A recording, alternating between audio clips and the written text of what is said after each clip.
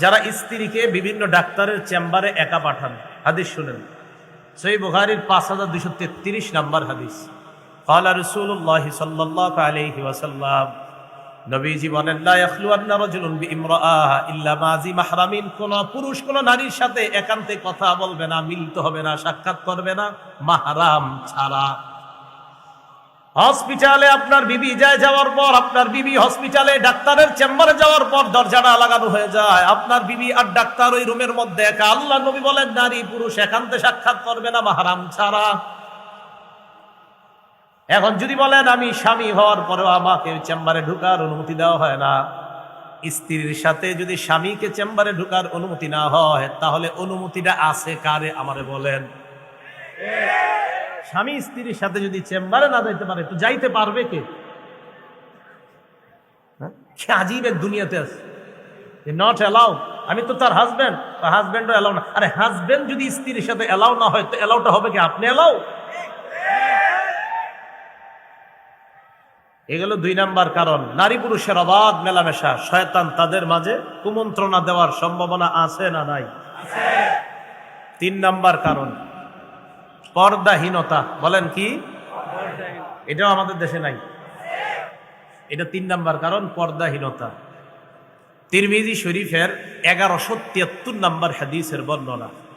ক্বালা রাসূলুল্লাহ সাল্লাল্লাহু আলাইহি ওয়াসাল্লাম, নবীজি সাল্লাল্লাহু আলাইহি ওয়াসাল্লাম বলেন, আল মারআতু আওরাতুন, নারী হলো আবৃত বস্তু, নারী ঢেকে রাখার জিনিস, নারী গোপন থাকার জিনিস।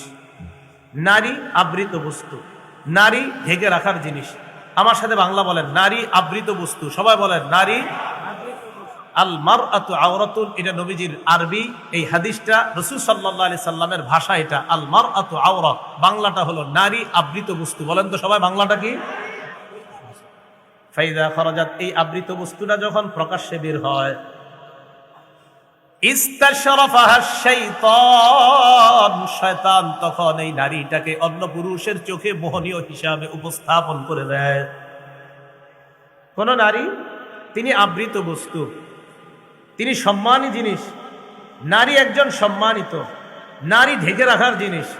এই সম্মানিত মানুষটা যখন খোলামেলা রাস্তায় বের হয়, তখন তাকে অন্য পুরুষের সামনে শয়তান আকর্ষণীয় ভঙ্গিতে উপস্থাপন করে দেয়। পর্দাহীনতা 3 নাম্বার কারণ। এই কারণ মানে আমাদের যুবক যুবতী তারা নষ্ট হওয়ার 3 নাম্বার কারণ। যদি হয়ে যায় আর কি, না হইলো তো আলহামদুলিল্লাহ ভালো। 4 নাম্বার কারণ, দৃষ্টির অপব্যবহার। বলেন কি?